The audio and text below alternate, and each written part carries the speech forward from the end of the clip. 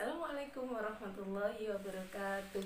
Bertemu kembali dengan Ustazah Nikmah pada pertemuan kali ini. Anak-anakku, marilah kita awali kegiatan kita hari ini dengan membaca basmalah bersama dulu. Bismillahirrahmanirrahim. Mudah-mudahan dengan bacaan basmalah tadi Allah Subhanahu wa taala senantiasa memberikan kemudahan kepada kita untuk melakukan aktivitas dan kalian dengan mudah dapat menerima apa yang Ustazah sampaikan. Untuk video kali ini kita akan belajar tentang gotong royong dan musyawarah pada pelajaran PKN. Nah, untuk apa gotong royong dan musyawarah itu? Nah, kalian ikuti penjelasan Ustazah, ikut sampai selesai. Tetap semangat ya.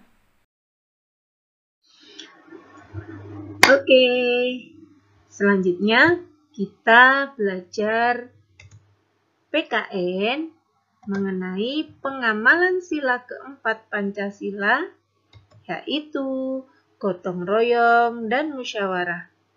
Sebagaimana yang pernah Ustazah jelaskan pada video sebelumnya tentang musyawarah. Nah, marilah kita mengingat kembali dan ikuti penjelasan Ustazah sampai habis.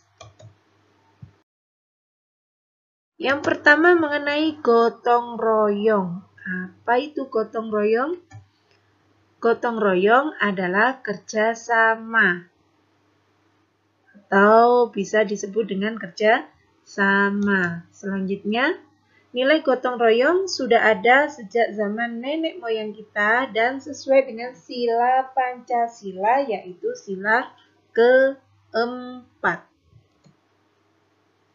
Selain gotong royong, perilaku yang sesuai dengan sila keempat pada kehidupan sehari-hari yaitu contohnya ada pemilihan ketua kelas yang biasa kalian lakukan kalau awal masuk, kecuali sekarang karena sekarang pandemi jadi kalian tidak bisa melakukan pemilihan ketua kelas. Selain itu ada musyawarah, itu juga sesuai dengan sila keempat. Kemudian ada pilkada, pemilihan kepala daerah. Sebentar lagi pada bulan Desember ada pemilihan wali kota, itu pilkada. Kemudian ada pilpres, pemilihan presiden. Dan masih banyak lagi yang lainnya, perilaku yang sesuai dengan sila keempat. Selanjutnya, musyawarah. Nah, pengertian dari musyawarah adalah berkumpul bersama untuk memperoleh kesepakatan atau memecahkan masalah. Nah, dengan bermusyawarah kita dapat menyelesaikan masalah dengan baik karena dibantu orang banyak, dipikirkan orang banyak. Keputusan dalam musyawarah harus dipatuhi dan dilaksanakan bersama-sama. Nah, apa saja hal-hal yang harus diperhatikan sebelum musyawarah? Coba kalian perhatikan. Yang pertama, datang sebelum musyawarah dimulai. Jadi beberapa menit sebelum musyawarah sesuai dengan undangannya dimulai, umpamanya jam 7 undangannya, kamu datang jam 6 lebih 45 menit atau lebih 50 menit. Sehingga nanti kalau datang sebelum waktunya, musyawarah akan dimulai tepat waktu. Kemudian membawa surat undangan biar tidak salah. Tanggalnya, harinya, tempatnya.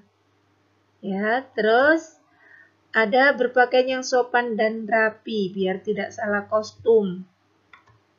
Kemudian harus dengan niat yang baik dan benar.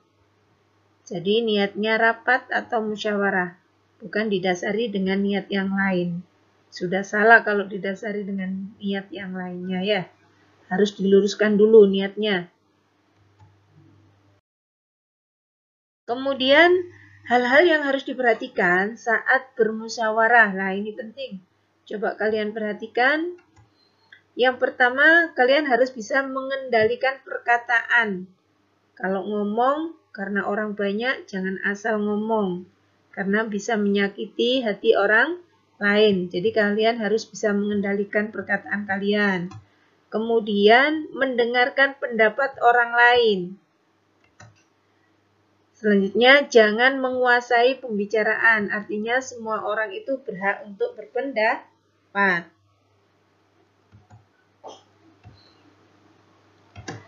Kemudian bersikap rendah hati, tidak sombong, tidak merasa pandai sendiri, tidak merasa paling bisa. Harus rendah hati. Hindari juga permusuhan. Dan jangan saling menjatuhkan, artinya jangan saling mengejek, sehingga saling menjatuhkan. Dan selanjutnya yang harus diperhatikan sesudah bermusyawarah. Tadi ada sebelum, saat bermusyawarah, dan yang ini adalah yang harus diperhatikan sesudah bermusyawarah. Yang pertama, menjalankan keputusan bersama. Jadi yang sudah diputuskan harus dijalankan bersama-sama. Kemudian menjaga rahasia keputusan yang tidak boleh diumumkan. Apabila ada sesuatu keputusan yang bersifat rahasia, maka tidak boleh diceritakan kepada orang lain. Selanjutnya, menghindari rasa kecewa. Artinya, kalau pendapat kita tidak diterima oleh orang lain dalam forum rapat atau forum musyawarah, kita tidak boleh kecewa. Kemudian, yang pastinya selalu menjaga kerukunan. Selanjutnya kita akan membahas tentang penerapan sikap yang sesuai dengan Pancasila, yaitu mengutamakan kepentingan bersama, kemudian tidak memaksakan kehendak orang lain, mengutamakan musyawarah dalam memecahkan masalah, selanjutnya musyawarah untuk mencapai mufakat atau kesepakatan yang diliputi rasa kekeluargaan, dan dengan tekad baik, menerima dan melaksanakan keputusan. Selanjutnya, musyawarah dilakukan bersama sesuai dengan keputusan yang disepakati. Selanjutnya, sikap yang perlu diteladani pada tokoh atau sikap pahlawan, karena temanya tema pahlawan, yang perlu kita teladani dari pahlawan atau tokoh. Coba kalian perhatikan, ada nama tokohnya Airlangga. Sikap yang dapat diteladani, beliau orang yang adil dan pemberani. Raja Balaputra Dewa, seorang yang berani dan pantang menyerah.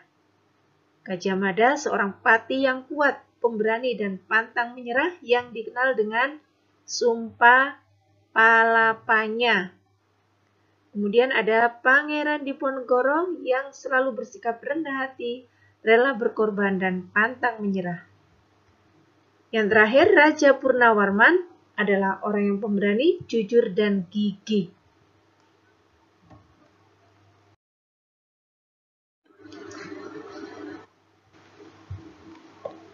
Selanjutnya, berikut nama-nama sebagian raja-raja di Nusantara, antara lain ada Kerajaan Kutai yang dipimpin oleh Raja Mulawarman, raja yang terkenal.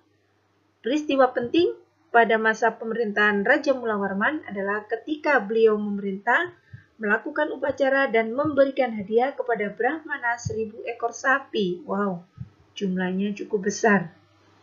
Kemudian ada Kerajaan Tarumanegara, raja yang terkenal Raja Purnawarman.